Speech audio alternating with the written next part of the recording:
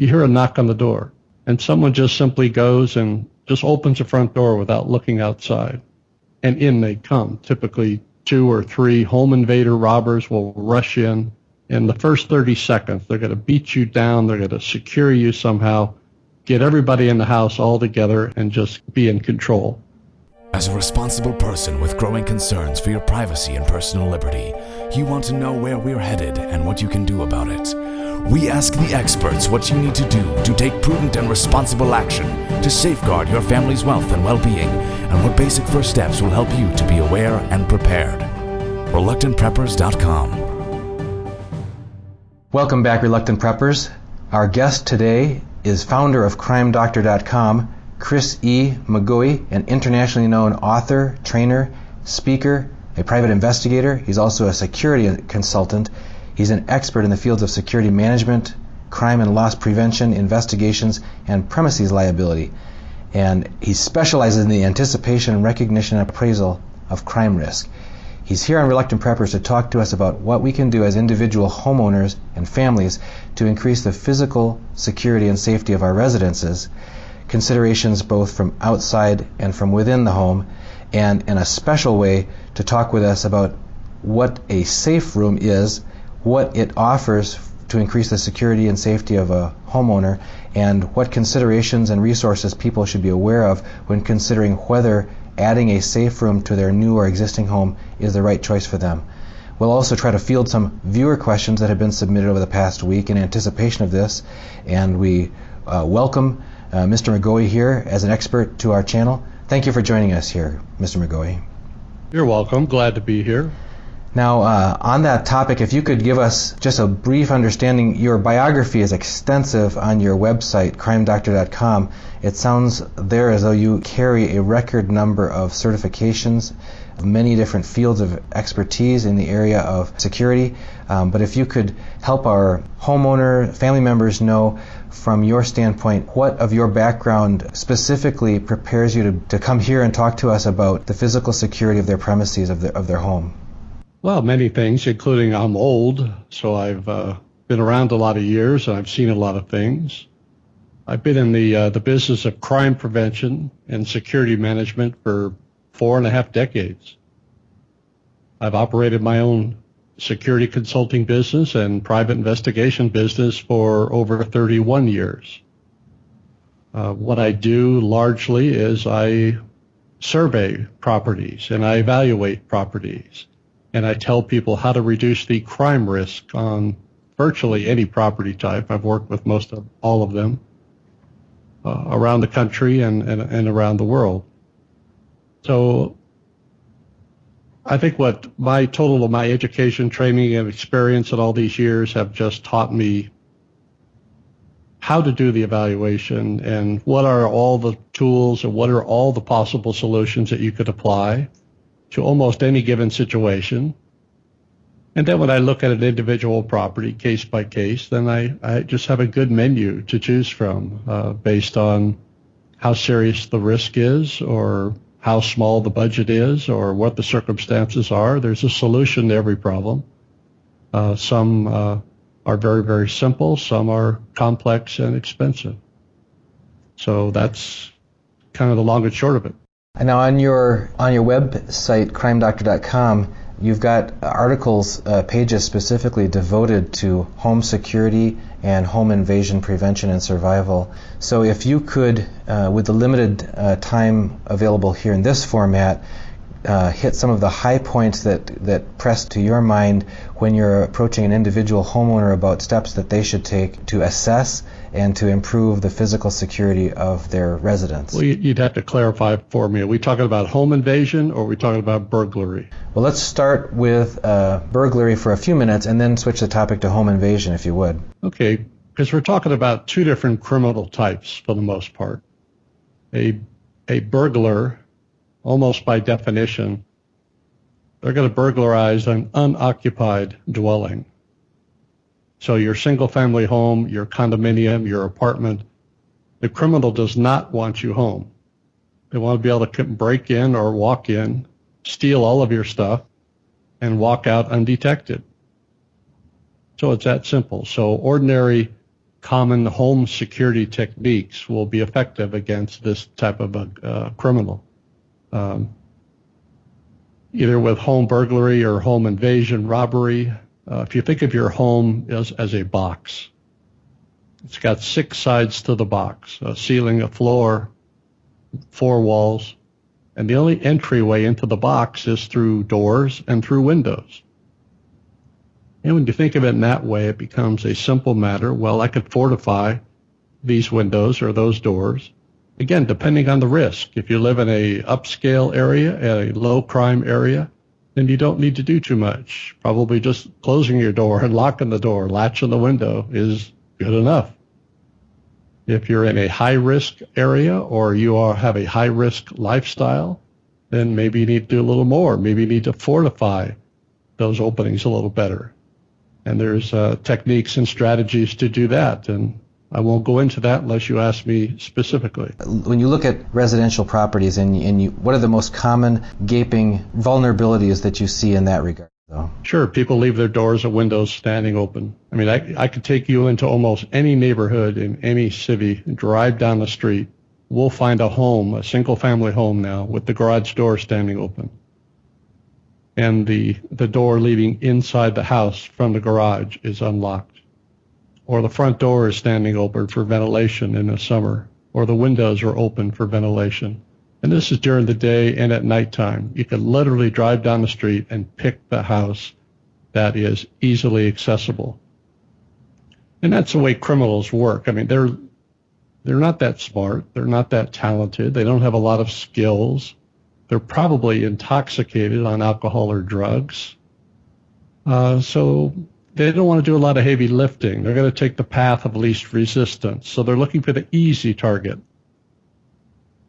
So that's obviously one of the strategies. In your neighborhood, you don't want to be the easiest target in your neighborhood. If a burglar has got his mind set on burglarizing someone, let him get someone else.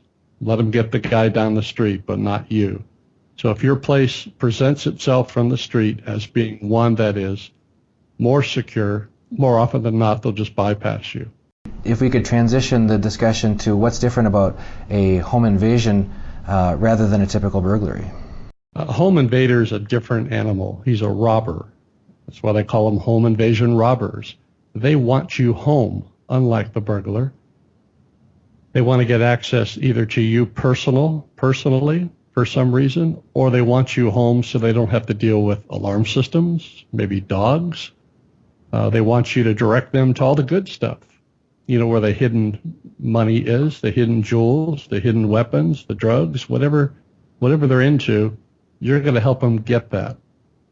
Plus, once they got control of everyone in the house, they could take their sweet time and they could ransack the whole house. Let me kind of give you a typical scenario. You might be home any given weekend night with your family watching TV. Your kids might be off in their other room, and you hear a knock on the door. And someone just simply goes and just opens the front door without looking outside. And in they come. Typically 2 or 3 home invader robbers will rush in. In the first 30 seconds, they're going to beat you down. They're going to secure you somehow, get everybody in the house all together, and just be in control.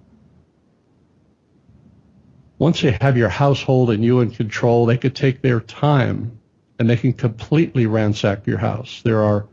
I hear from victims all the time that the robbers spent the night in the house. They took everything. They loaded up all your stuff and put it in your car, took your keys that they have access to, and they could drive off in it. They can make sure your alarm system's disabled. They can make sure your phones are disabled. You can't call for help.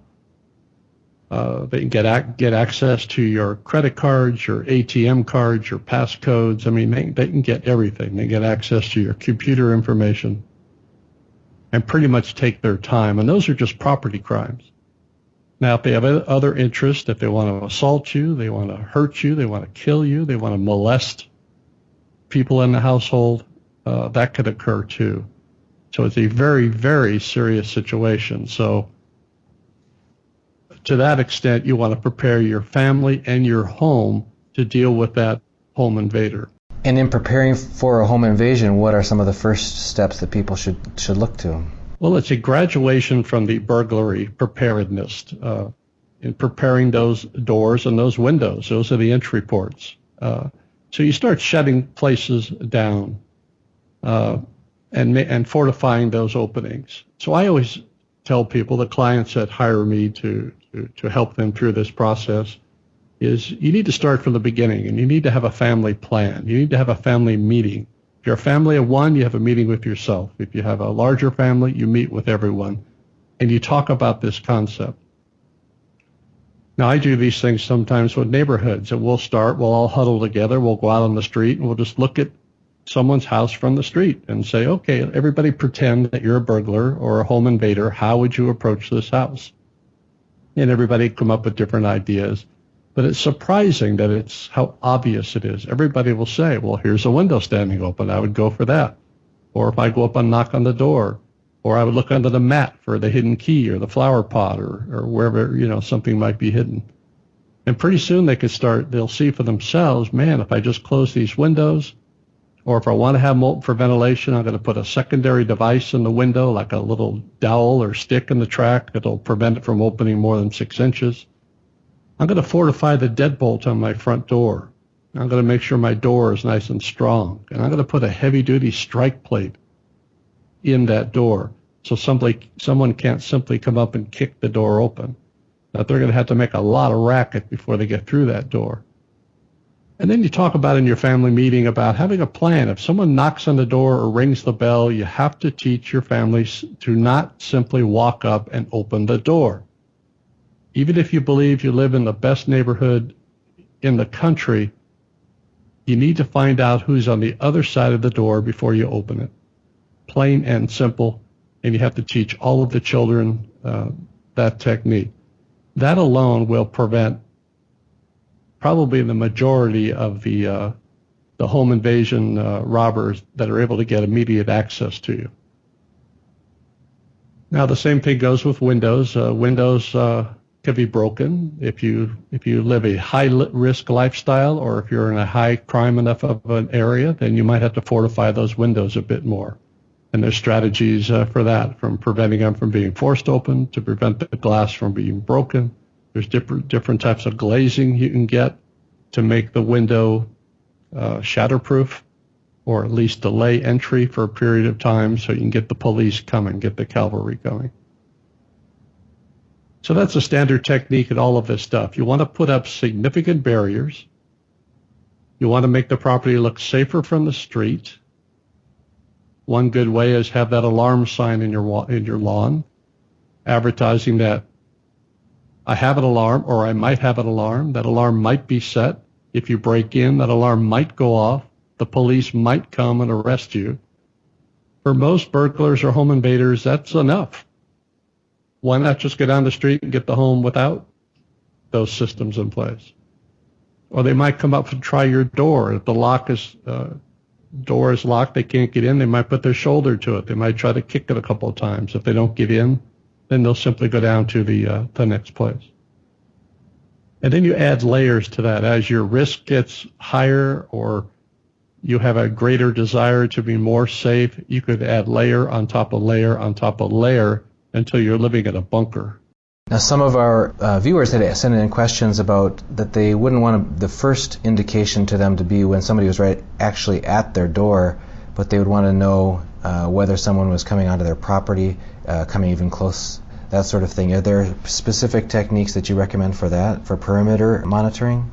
Unfortunately, that's too vague of a question. A perimeter doesn't mean anything to me. I don't know how far away that is. I don't know if there's any structures in between. I don't know what the sight lines are, what kind of visibility we have. But just going with the vague question, that's what fences are for. Things that define your property line. So even if it's a low fence, and I take groups out all the time and show them, here's a property with a fence that's about 3 feet high. Well, you can almost step over it. But that low fence defines that beyond that fence is private property.